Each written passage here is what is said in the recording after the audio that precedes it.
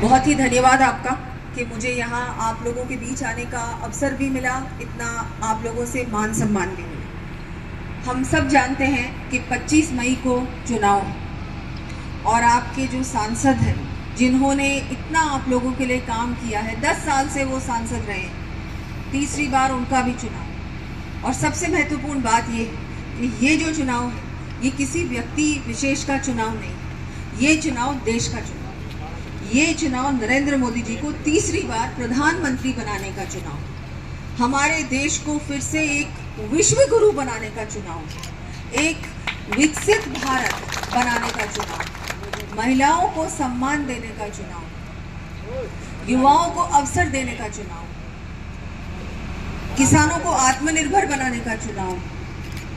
हर प्रकार से ये जो चुनाव है ये हमारे राष्ट्र को कैसे हम एक ऐसा राष्ट्र बनाएं जिस पे हम सबको गर्व, और हमारे आगे आने वाले जो बच्चे हैं, हमारी पीढ़ियां हैं, हमारा भविष्य है, वो कैसे सुरक्षित रहे। अभी सभी ने आपको बताया कि कैसे मोदी जी ने हमारे देश की रक्षा की, कैसे हमारे जब भी देश पे कोई भी संकट आया है उस समय मोदी जी ने देश को पूरी तरह से सुरक्षित बनाया। हम लोग, हमारे बुजुर्ग भी अभी पधारे हैं, गुरुदयाल जी यहाँ विराजमान हुए हैं।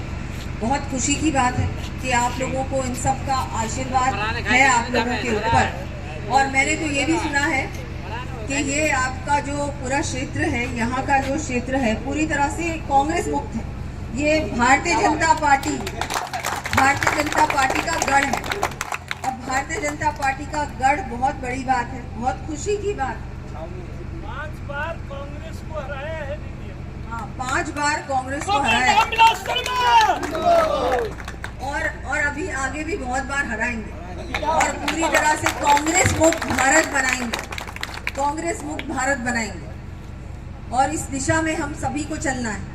हम सब जानते हैं हमको करना क्या है। 25 मई को विशेषकर माताएं बहनें, आप सबको घर से बाहर निकलना होगा।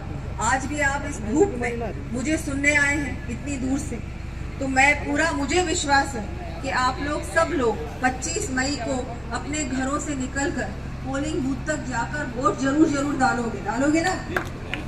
मोदी जी ने हमारा विशेष ध्यान रखा है। सभी माताएं बहनों के लिए मोदी जी हमेशा मोदी जी का आशीर्वाद रहा है और आपका आशीर्वाद उन पर रहता है, क्योंकि मोदी जी ने आज जो इतना कुछ किया है, आप लोगों को 33% आरक्षण दिया है कि नहीं, बहुत बड़ी बात। और आज जो उज्ज्वला योजना मिली है, गैस सिलेंडर आया है, ये भी मोदी जी ने ही दिलाया। हर घर पानी मिलने का जो काम है मोदी जी ने दिलाया। ये जो सड़कें बनी, रेलवे लाइनें डली है, ये सब किसने बनाया? मोदी जी ने बनाया। इतने सारे केंद्र विद्यालय बने, एम्स बना, इतने मेडिकल कॉलेज बने, ये किसने बनाया? मोदी जी ने बनाया। तो क्या हम लोग अपना एक वोट ऐसे व्यक्ति को नहीं दे सकते? क्या देना चाहिए कि नहीं देना चाहिए? देना चाहिए, बनता है। मोदी जी को तो एक बार नहीं, बार वोट देना चाहिए। हम तीसरी बार की क्या बात कर रहे हैं? हम क्या 400 पार की बात कर रहे हैं?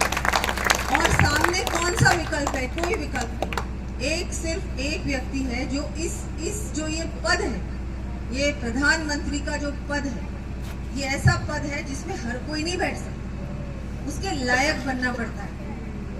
और इन 10 सालों में मोदी जी ने आपको दिखाया कि मैं इस पद के लायक हूँ। मैं ये पद ऐसे नहीं मांग रहा हूँ कि मेरे को ये पद दे दो, नहीं। मोदी जी ने बोला कि मैं काम करूंगा, मेरा काम देखना, मैं गारंटी दूंगा। अगर मैं उस गारंटी पे खरा उतरता हूँ कि नहीं उतरता हूँ, उसके बाद मुझे वोट दो। और 10 साल आपने देख लिया कि मोदी जी ने जो बोला वो किया। तो इसलिए इन कामों के लिए, विकास के लिए, देश को आगे बढ़ाने के लिए जरूरी है कि हम लोग तीसरी बार मोदी सरकार को लेके आए, प्रधानमंत्री नरेंद्र मोदी जी को तीसरी बार प्रधानमंत्री बनाए और हमारे सांसद जी को तीसरी बार यहाँ का सांसद बनाने का काम करें। फिर से सभी का आभार व्यक्त करती हूँ, धन्यवाद देती हूँ कि आज आप लोगों के बीच इस चुनाव के माध्यम से आने का मुझे अवसर मिला। अब जब भी अगली बार कुछ कार्यक्रम होगा मैं आप लोगों के बीच आऊंगी।